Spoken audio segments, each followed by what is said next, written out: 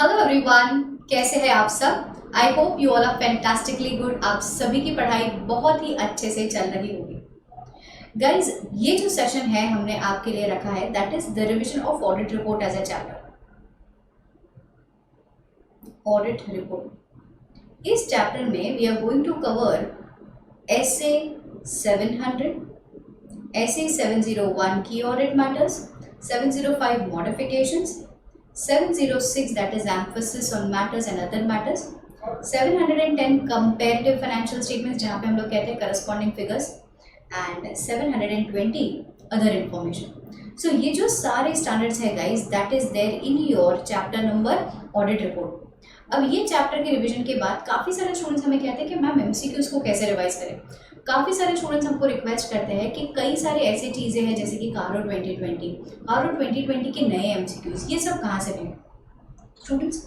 I literally want to tell you all, yes here this is a Google sheet with the team has prepared, wherein हमने जितने भी special classes लेकर के रखे हैं on Unacademy special platform, ये सारे के सारे सेशंस आपको यहाँ पे दिख जाएंगे।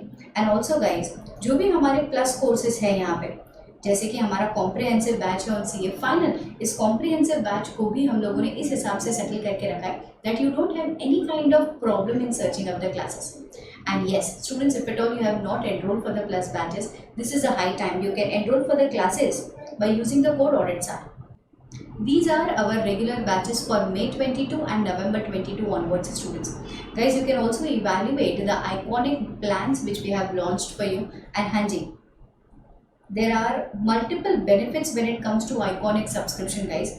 हाँ जी, कोड लगाने से डिस्काउंट तो मिलने ही वाला है, that is for sure, but iconic batch लेने से the physical copy of books, free mentors, coaches, ये सब कुछ, test series, evaluation of test series is available in the under this plan.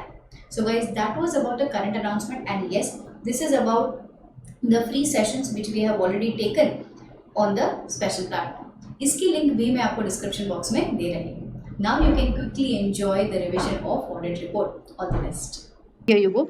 ऐसे 700 की पूरी सीरीज आपका एक इंडिविजुअल चैप्टर भी है ऑडिट रिपोर्ट के नाम पे, so that also you can refer after this completion of series. ठीक है, ऐसे 700 सीरीज में स्टूडेंट्स मैं आपको ये बता दूं, 6 स्टैंडर्ड्स है जो कि डिवाइडेड है 3 क्लब्स में.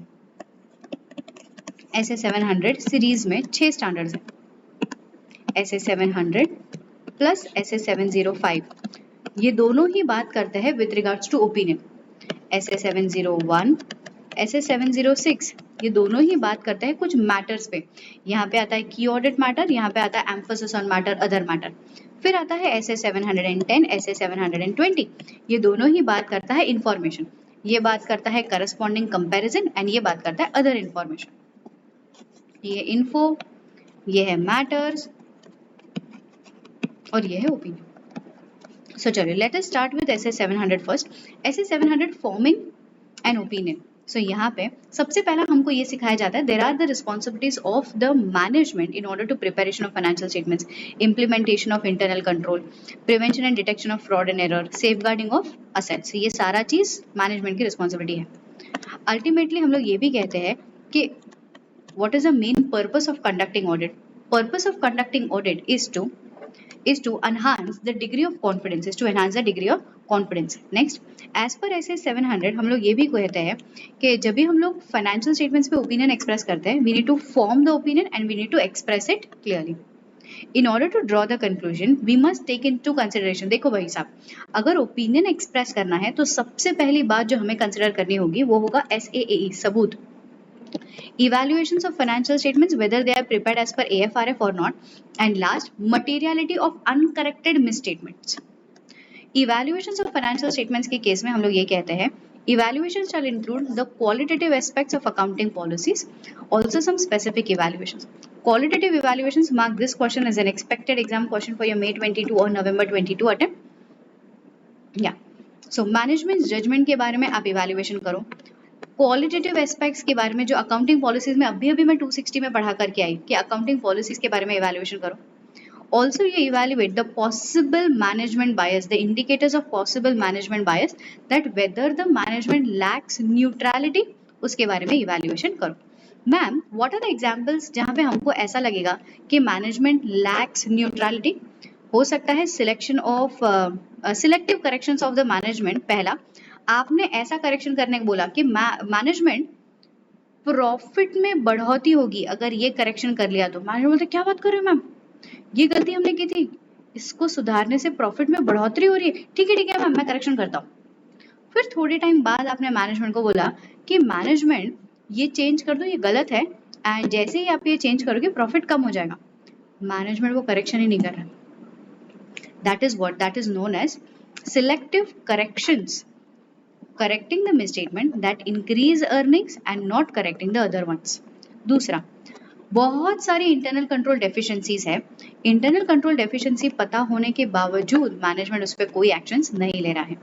ये दो एग्जांपल है सिलेक्टिव करेक्शंस के। एंड लास्ट, हो सकता है management biased in making estimations. So this are the evaluation, इसको इवैल्यूएशन को हम लोग कहते हैं क्वालिटेटिव एस्पेक्ट्स या क्वालिटेटिव एस्पेक्ट्स। सो क्वेश्चन क्या आ सकता है कि ऑडिटर को ओपिनियन एक्सप्रेस करने के लिए इवैल्यूएट करने पड़ते हैं qualitative aspects, explain which are they. क्या क्या है तो हम लोग बोलेंगे judgement, qualitative aspects of accounting principles, possible management bias. How will we know that there is a possible management bias? So when the management lacks neutrality, example they are making selective corrections, deficiencies बताने के बाद भी वो लोग corrections नहीं कर रहे हैं। Next, specific evaluations. Specific evaluations में हम लोग कहते हैं you need to evaluate whether the financial statement includes adequate disclosures, the accounting policies are as per AFRF, estimations are reasonable, the disclosures are adequate enough to enable the intended users to understand the financial statements, terminologies used in the financial statements are appropriate. अभी हम लोग कितना भी मनमर्जी हो कि ma'am ये जो debtors है ना उसको मैं बुलाना चाहता हूँ सुंदरी डेटर्स या सन्ड्री डेटर्स, तो हम लोग इसको क्या सुंदरी डेटर्स बुला सकते हैं? नहीं, हमारे शेड्यूल 3 के हिसाब से हमें इसको क्या बुलाना पड़ेगा? Trade receivables. Means the terminology should B that कि सारे शेड्यूल 3 के हिसाब से ये यूनिफॉर्म रहे, ठीक है? So terminology should be appropriate. Next, opinion. There are types of opinion. ये है अनमॉडिफाइड रिपोर्ट, ये है modified report. Unmodified report that means the financial statements are prepared as per AFRF. Modified report as per 705 takes into consideration the materiality and the pervasiveness of the misstatement. यहाँ पे 3 प्रकार के modifications है। पहला qualified, disclaimer, adverse. Qualified report का मतलब होता है it is except for, next is disclaimer of report that is subject to, and disclaimer of report that is no opinion, and adverse opinion that means financial statement contains misstatement. So 3 प्रकार के modifications है। Next we start with content of auditor's report, independent auditor's report to be very precise. Content of independent auditor's report. What are the content of independent auditor's report? So, सबसे पहला आता है title, उसके बाद आता है addressing. Main paragraph starts from here. ये आपके MCQ बुकलेट का एक क्वेश्चन है गाइस। कहता है what is the opening paragraph of independent auditors report. बच्चों इसको हम लोग पैराग्राफ नहीं कहते, opening paragraph of independent auditors report is opinion paragraph. So auditors opinion, auditor opinion includes 5 things in it. सबसे पहला, we need to identify which entities financial statements are being audited. Point number 2, we need to state that yes, we have conducted audit.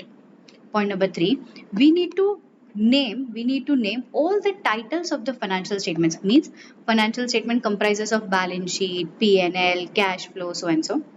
We need to refer to the notes to accounts, and last, we also need to specify the date and the period covered in the financial statements which we have audited. So these are the 5 pointers which we need to include. Obviously, we also need to include the opinion, but these are the 5 basic elements which are required to be added in opinion paragraph. इसके बाद आता है basis of opinion. Basis of opinion में 4 चीजें आती है guys. It includes that we have conducted audit as per standards on auditing.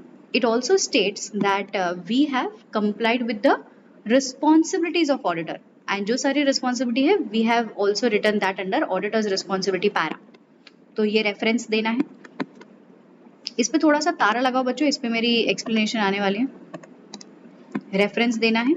Next, we also state that ethically we have completed our work, we have complied with ethical requirements, and we also state that we have obtained sufficient and appropriate audit evidences. Sufficient and appropriate audit evidences. So now understand why have I marked this two as orange. बच्चों जब भी हम disclaimer of opinion देते हैं means we are having no opinion to state, हमारे पास कुछ शब्द ही नहीं है बोलने के लिए. जब भी हम डिस्क्लेमर ऑफ ओपिनियन देते हैं हम लोग ये रेफरेंस नहीं देते क्योंकि हम हमारी जिम्मेदारी निभा ही नहीं पाए. As well as we don't state that we have obtained SAE. So अगर आपको ये क्वेश्चन आए कि auditor is modifying the opinion, disclaimer of opinion दे रहा है, एडवर्स ओपिनियन दे रहा है, तो क्या प्रकार के चेंज आएंगे अंडर बेसिस ऑफ ओपिनियन. तो हमको लिखना है कि we shall not refer to the auditors responsibility paragraph. Also we will not be able to state that we have obtain sufficient and appropriate audit evidences. ठीक है guys, last attempt में मैंने इसको इंपॉर्टेंट मार्क करवाया था and the second question of the paper was on drafting. The second question set कि इस case दिया हुआ था और फिर बोलता है कि आप एक opinion paragraph, basis of opinion paragraph draft कीजिए. तो ये शब्दों को ध्यान देना बच्चों, इसके हिसाब से आपको पैराग्राफ ड्राफ्ट करना होगा डिपेंडिंग अपॉन कंपनी का नाम क्या दिया है क्वेश्चन में, कंपनी के बारे में क्या सिचुएशंस दिया है क्वेश्चन में. Next, then you start point number 4 में गोइंग कंसर्न एज पर 570, की audit matter paragraph as per 701. Then we state management responsibility. यहाँ पे हम लोग लिखते हैं preparation of financial statements is your responsibility, assessing the ability to continue as going concern, what are the period covered in the financial statement, that is your responsibility to be stated. Auditors responsibility में we state के बॉस हमारी responsibility तो सिर्फ इतनी है to obtain reasonable assurance and to express opinion. Reasonable का मतलब होता है it is high level, it is not guarantee. Miss statement may arise from fraud और error. Further, we also state that we have conducted audit by exercising professional judgment, maintaining the attitude of professional skepticism. Our responsibility was to identify risk, फूफा जी को identify करना, internal controls के बारे में understanding obtain करना. It is Priya ji, सुनो तो, प्रिया जी सुनो तो. So A for accounting policies, to conclude going concern appropriate है कि नहीं है, to understand the plan scope, whether you have complied with ethical requirements, KAM बताना है कि नहीं बताना है. एंड हाँ बच्चों इतना भी ध्यान रखें, आगे वाले स्टैंडर्ड में भी बताऊंगी, जब भी आप डिस्क्लेमर ऑफ ओपिनियन देते हो ना, you are not allowed to state key audit matter in the same report, क्योंकि आपके पास ओपिनियन देने के लिए मैटर नहीं है, की ऑडिट मैटर बताने के लिए मैटर आ गया. तो 701 क्या कहता है, जब भी आप ओपिनियन नहीं दे रहे हो you need not include KAM in that report. ठीक है, चलो next, location of the description of the auditors responsibility paragraph. So basically location में काफ़ी सारी चीज़ें आती हैं.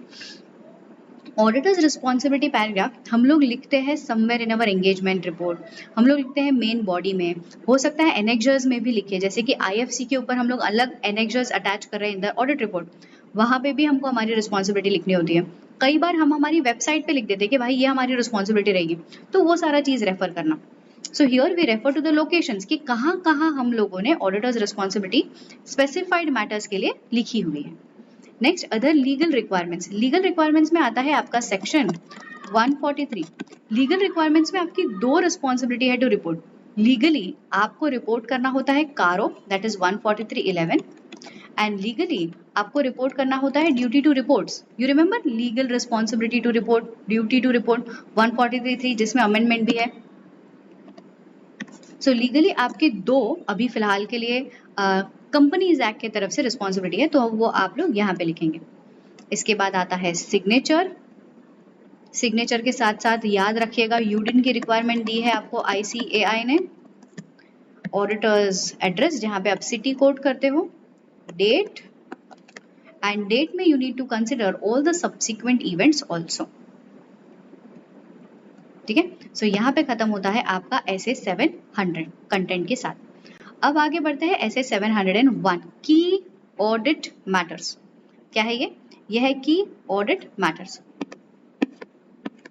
So what are the key audit matters? Key audit matters are those matters in auditor's professional judgment were of most significance in the audit of financial statements and are selected from the above matters. Ma'am कौन सा matters? From the communication made to TCWG. ठीक है, चलो ma'am, how will we be able to decide key audit matters? Based on the areas of high risk, areas involving judgment and estimations, effects of significant events or transactions. Next, ma'am, how will we determine the most significant areas? It totally depends upon user का expectation क्या है, nature complexity, inquiries with TCWG, nature and the extent of the procedures, severity of difficulties, severity of control deficiency. तो इसके basis पे हमको पता चलेगा which matter are significant, and इसके बेसिस पे हम डिसाइड करेंगे कि कौन से मैटर मैं की ऑडिट मैटर के नाम पे दे सकती हूँ. Next, the auditor must add the description of each key audit matter and shall include a reference related to that disclosure. It shall address the following. हर की ऑडिट मैटर के लिए दो चीजें लिखनी अनिवार्य है. Point number 1, why such matter is considered to be most significant. Point number 2, how is that matter addressed. वो matter किस हिसाब से कंपनी ने सॉल्व किया है, कौन सा ऐसा मैटर है जो मेरे लिए बहुत इंपॉर्टेंट है, और दूसरा ये मैटर कैसे सॉल्व किया है. Next, the purpose of communicating KAM. हम लोगों ने अभी अभी एक क्वेश्चन पूछा, what is the purpose of communicating KAM to TCWG. याद आ रहा है 260 में हम लोग ये पढ़ करके आए, अभी अभी जस्ट रिवाइज करके आए. In the similar manner KAM जब भी शेयर होल्डर्स को कम्युनिकेट करेंगे तो उनकी भी कोई तो रिस्पॉन्सिबिलिटी, मतलब कोई तो पर्पस होगा. So what is the purpose?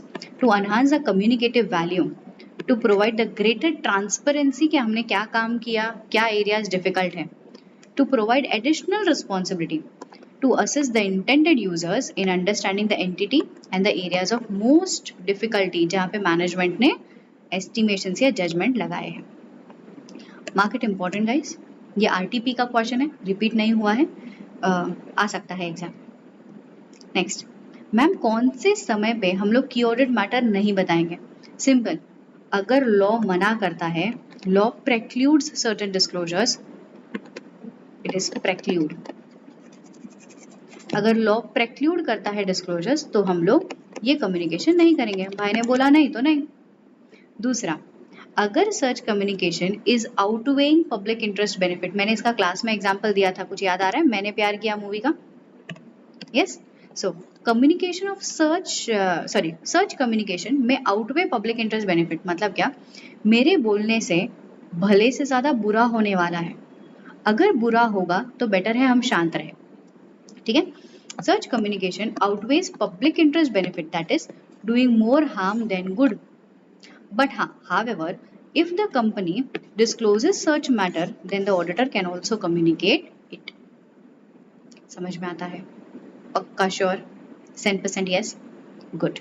So KAM is not a substitute for expressing modified opinion, giving report on going concern, separate opinion on individual matters, disclosures in the financial statements. ये question intermediate level पे 2 से 3 बार पूछा जा चुका है, final level पे अब तक आया नहीं है. एज पर सोर्सेस दिसंबर 21 में इसका MCQ आया था, CA फाइनल पे इसका MCQ आया था. I am not sure about the question because we are unable to see और MCQ क्वेश्चन. ठीक है, चलिए नेक्स्ट. मैम व्हाट इफ हमारे पास की ऑडिट मैटर को डिटरमाइन करने के लिए है ही नहीं. इतना जान लो, की audit matter paragraph is mandatory for listed entities. Key audit matter paragraph is not to be added if the auditor disclaims the report. तो मैम अगर लिस्टेड एंटिटी का ऑडिट मैं कर रहा हूँ बट मेरे पास कुछ है ही नहीं बोलने को, तो हम लोग बोलेंगे except for the matter described under the basis of qualified, modified या whatever report, we have determined no other matter as key audit matter to be communicated in our report. ये ड्राफ्टिंग का क्वेश्चन आ सकता है in the upcoming examination, क्योंकि पिछले exam में दिसंबर 21 में इन्होंने ड्राफ्टिंग का क्वेश्चन पूछा था बेस्ड ऑन SA 700 705. यहाँ पे वो लोग पूछ सकते हैं बेस्ड ऑन SA 701. यहाँ पे आपका SA 701 का क्विक रिवीजन कंप्लीट होता है. अब आगे बढ़ते हैं with SA 705. Modifications to the opinion in the independent auditors report. कि मॉडिफिकेशंस कौन से बेसिस पे लगते हैं बच्चों? मॉडिफिकेशंस लगते हैं on the basis of 2 parameters, materiality of misstatement, pervasiveness of misstatement. Materiality and the pervasiveness of misstatement. So financial statements are materially misstated, इसका सबूत है आपके पास या फिर आपके पास सबूत नहीं है. If the misstatement are material but not pervasive, you will issue qualified opinion. True and fair except for, material भी है, परवेजिव भी है, आप एडवर्स रिपोर्ट दोगे, एडवर्स ओपिनियन। अगर आपके पास सबूत नहीं है कुछ ऐसे मैटर के बारे में जो मटेरियल तो है बट परवेजिव नहीं है, उसके लिए आप क्वालिफाइड रिपोर्ट दोगे। हम लोग बोलेंगे financial statements are true and fair except for possible effect of.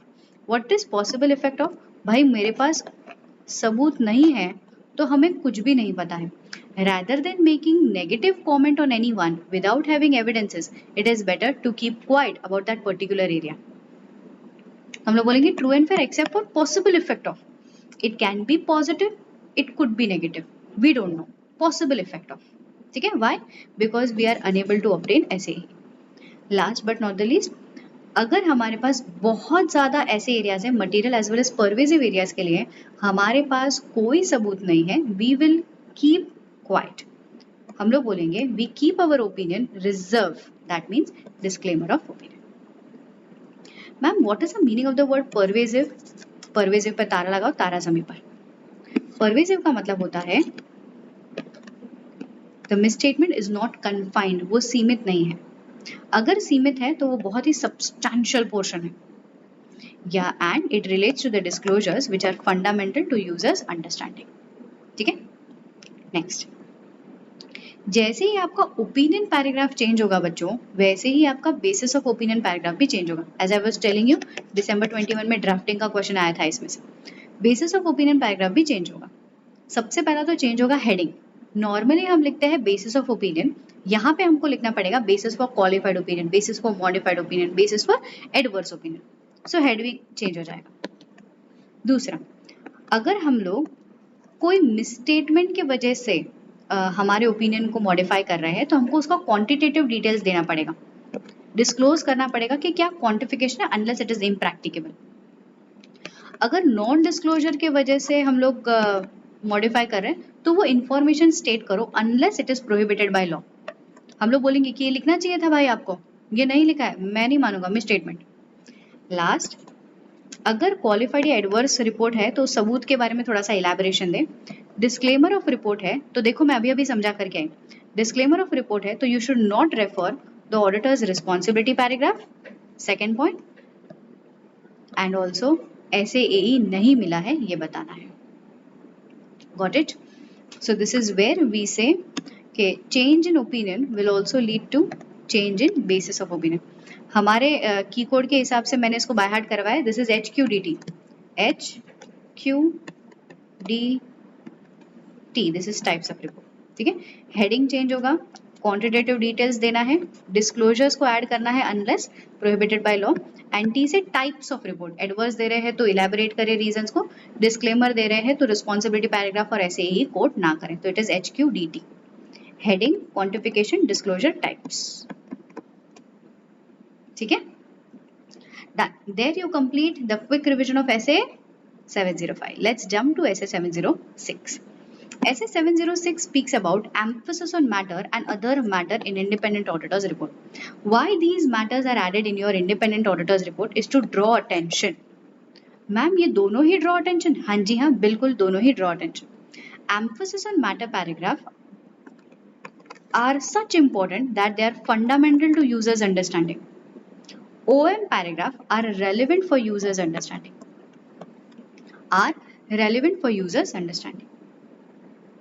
हमको ये पैराग्राफ इंक्लूड करने हैं only if the law is not prohibiting it and you have not considered that matter as KAM.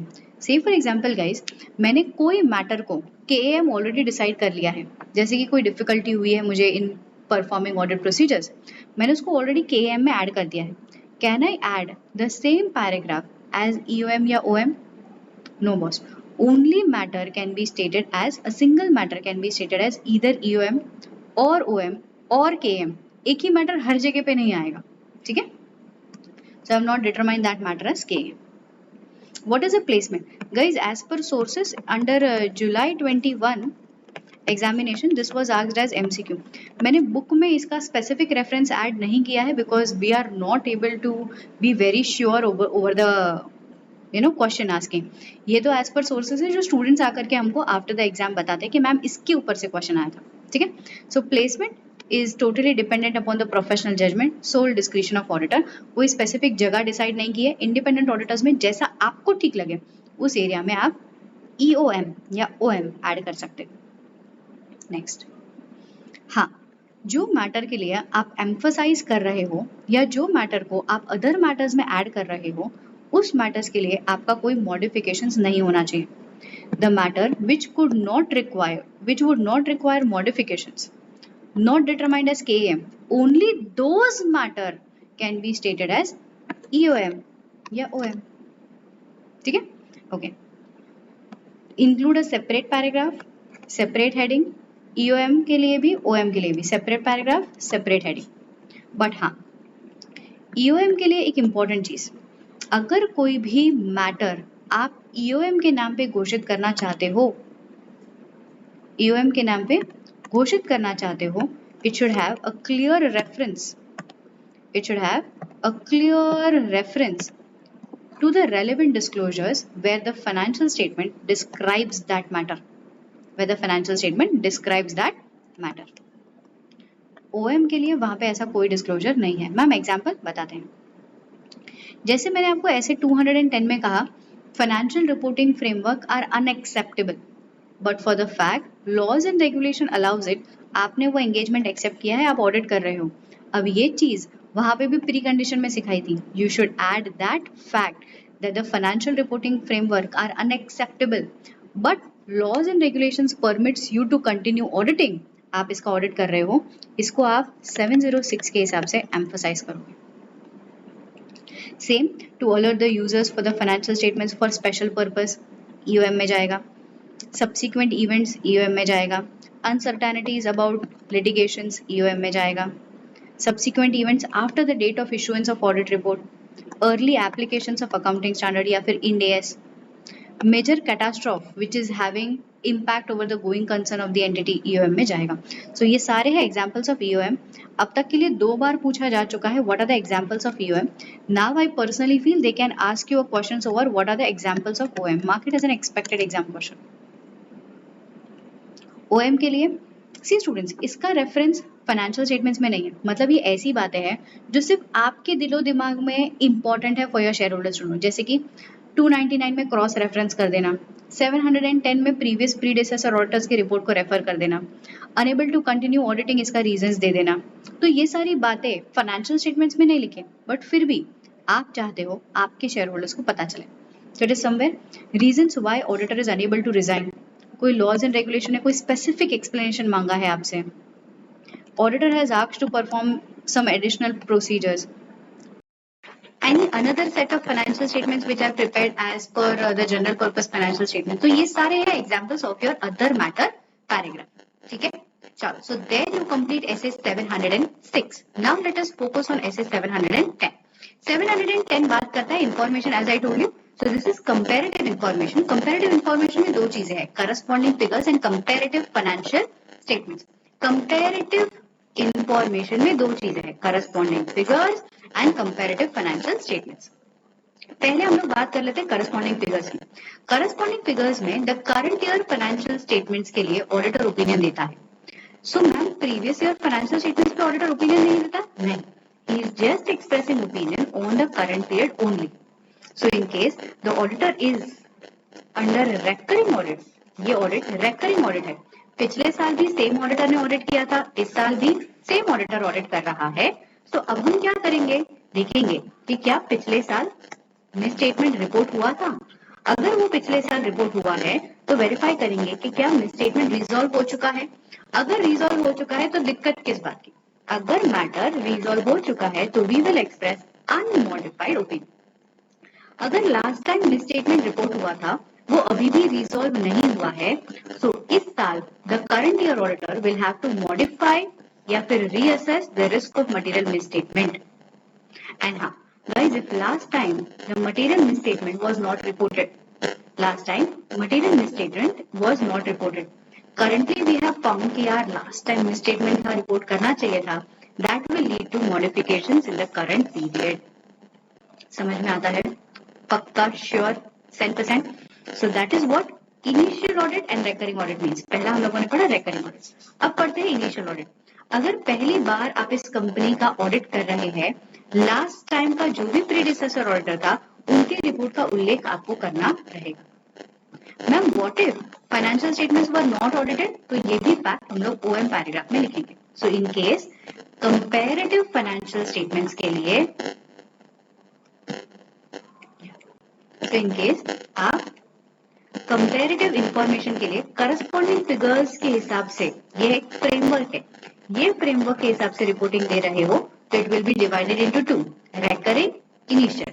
Recurring है तो देखो misstatement report हुआ है नहीं हुआ है, रिपोर्ट हुआ है तो मॉडिफाई रिजॉल्व हो चुका है या नहीं हो चुका, बेस्ड ऑन दैट रिपोर्टिंग आएगी। ठीक है, नेक्स्ट आप बात कर रहे हो कंपैरेटिव इंफॉर्मेशन की in the form of comparative financial statements, मतलब यहाँ पे auditor gives opinion on the entire set of financial statements. Ma'am entire set मतलब पिछले साल के लिए भी ऑडिटर ओपिनियन दे रहा है? हाँ जी। So comparative financial statements, the auditor expresses opinion on the entire set of the financial statements for both the years. Now again, if at all it is a recurring audit or it is initial audit. If it is a recurring audit, the difference of opinion shall be disclosed. Last year आपने बोला it is true and fair. अब आपको लग रहा है कि no, it is qualified. So this differentiation of opinion, इसका reason आपको आपके रिपोर्ट में देना होगा. Reason for differentiation should be stated under OM paragraph. अगर ये इनिशियल ऑडिट है, पहली बार आप ऑडिट कर रहे हो, तो आपको प्रीडेसेसर ऑडिटर ने बोला था ट्रू एंड फेयर। अभी आप ये कहने की कोशिश कर रहे हो कि financial statements are not true and fair, तो आप प्रीडिसेसर ऑडिटर को इंटीमेट कर रहे हो। ऑडिटर मैनेजमेंट को बताएगा, मैनेजमेंट प्रीडिसेसर ऑडिटर को बताएगा कि सर कुछ तो ऐसे इवेंट्स है जो आपको कंसीडर करने चाहिए थे जो आपने कंसीडर नहीं किए। ऑडिटर अदर मैटर पैराग्राफ में प्रीवियस ऑडिटर का name, type of report, date of report लिखेगा। And ma'am predecessor auditor procedures लेगा क्या? हाँ जी, predecessor auditor will also apply procedures as per SA 560। Next, if at all this audit was not conducted in the previous year, मतलब initial audit है but last year के financial statements audit नहीं हुए थे, ये भी फैक्ट हमें हमारे OM पैराग्राफ में लिखने होंगे। समझ में आता है? पक्का sure? Yeah. So this is where you complete your SA 710 का very quick revision. अब आगे बढ़ते हैं with SA 720. 720 talks about auditor's responsibility regarding other information in the financial statements. Other information. Ma'am, what is the meaning of the word other information? Other information means the information contained in the annual report, means they are contained in the audited financial statement, मतलब along with the audited financial statements. तो ma'am उसके ऊपर opinion हमें देना है? नहीं, we just need to check the consistency of that other information with the information stated in the financial statement. जैसे कि सेल्स, अगर हम लोगों ने हमारे P&L में सेल्स बुक किया है 1000 करोड़, बट जब भी हम लोग अदर इन्फॉर्मेशन के नाम पे कोई पाई चार्ट दे रहे थे, तो ग्राफ में जब भी आपने ईस्ट, वेस्ट, नॉर्थ, साउथ वगैरह जब बनाया तो कुल मिलाकर के टोटल आ रहा था 1200 करोड़। तो अब what is this? This is inconsistency between financial statement का नंबर एंड अदर इंफॉर्मेशन का नंबर। तो बस ये स्टैंडर्ड हमें उसी चीज के बारे में बताता है, यही हमारा ऑब्जेक्टिव है। Auditor is not required to express opinion, opinion express नहीं करना है, तो क्या करना है? But auditor needs to read it. क्यों? क्योंकि हमको डिटरमाइन करना होता है कि कहीं ये इनकंसिस्टेंसी तो नहीं। अगर इनकंसिस्टेंसी है तो फाइनेंशियल स्टेटमेंट के यूजर्स को इन फाइनेंशियल स्टेटमेंट्स पे भरोसा नहीं होगा। ठीक है, so we need to read that other information. अब आता है procedures. If material inconsistency is noted, financial statement के नंबर में और ये अदर इंफॉर्मेशन में मटेरियल इनकंसिस्टेंसीज है, तो हम लोग क्या करेंगे? Point number 1, before issuance of report, अब तक हम लोगों ने रिपोर्ट नहीं दिया है एंड हमको इनकंसिस्टेंसी पता चल गई है कि यार यहाँ पे 1000 करोड़ बता रहा है, but pie chart, bar graph, जो अदर इन्फॉर्मेशन है वहाँ पे तो 1200 करोड़ सेल्स बता रहा है। हम लोग तुरंत कम्युनिकेट करेंगे to the management. If management agrees कि sir thank you so much, हमको ये पता ही नहीं था, ये गलती से मिस्टेक है। अगर मैनेजमेंट अग्री है टू टेक करेक्टिव एक्शंस, तो डिटरमाइन, चेक कीजिए इसे बोल रहे हैं कि सच्ची में करेक्शन करने वाले हैं। So determine such corrections have been made. Management disagrees to the corrections. Management disagrees to the connection, तो उनको धमका करके आइए, सर देखिए अगर आप ये चीज़ नहीं करेंगे तो मैं TCWG तक जाऊंगी। Communicate with TCWG, inform them about the implication. Sir न चाहते हुए हमें हमारे ऑडिट रिपोर्ट में ये चीज़ बतानी पड़ेगी, फिर अगर फिर भी वो लोग नहीं मान रहे तो विड्रॉवल कर सकते हैं if it is legally permitted. ये तो रही ऐसी बात जो इनकंसिस्टेंसी आपको prior to the issuance of audit report पता चली। अगर इनकंसिस्टेंसी आपको ऑडिट रिपोर्ट देने के बाद पता चले, inconsistency between what, financial information and other information, communicate with the management, make sure that if they are agreeing to they are doing that corrections, ensure they are doing corrections. If they are disagreeing, management बोलता है अरे sir report तो चला गया, problem क्या है, हम लोग बोलेंगे प्रॉब्लम है, हमारे पब्लिक हमारे पे भरोसा करके बैठी है। So take appropriate actions. TCWG को बोलने के बाद उनको बोलो सर मैं पब्लिक नोटिस दे दूंगी कि material inconsistency, I am not vouching for this 1200 crore, I am just vouching for 1000 crore. तो ऐसा करके हमारा प्रोसीजर रहेगा। Very important point to be noted, reporting on other matters. Again जैसे मैंने आपको कहा था KAM is mandatory for listed entities, वैसे ही adding other information paragraph is mandatory for listed entities. So where the auditor is required to include the matter on other information, then such separate section should be included.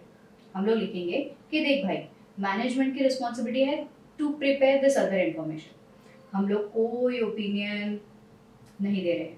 अगर हमको कहीं पे inconsistency मिलेगी तो इसका description देना, a description of auditors responsibility. आगे हाँ, when the other information has been obtained prior to the date, जैसे कि ऑडिट रिपोर्ट देने से पहले ही मुझे अदर इंफॉर्मेशन मिल जाती है तो हम लोग एक स्टेटमेंट दे देंगे कि sir I don't have anything to report. अगर कोई miss inconsistency uncorrected material misstatement है तो उसके बारे में डिस्क्रिप्शन देना। तो ये हमारी रिपोर्टिंग रिस्पॉन्सिबिलिटी होगी। Last but not the least, items that may be included as other matters या फिर अदर आइटम्स, इसमें क्या क्या चीज़ें आती है। As I told you, everything which is contained in your annual reports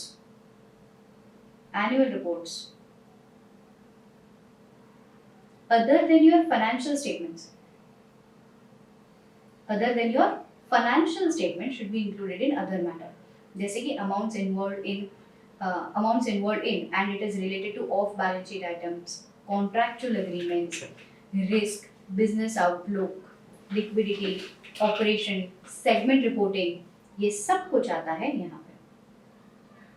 description of legal regulatory requirements, strategy, expansion, critical accounting estimates के लिए explanation, descriptions of market trends, की कमोडिटीज। इसके ऊपर आपके नवंबर 20 में क्वेश्चन पूछा गया था कि मार्केट ट्रेंड के ऊपर जो इंफॉर्मेशन दी है कंपनी ने, ये इनवर्स इंफॉर्मेशन दी है या गलत इंफॉर्मेशन दी है या इनकंसिस्टेंट इंफॉर्मेशन दी है, ऐसे सारी बातें करके एक क्वेश्चन पूछा गया है अंडर नवंबर 19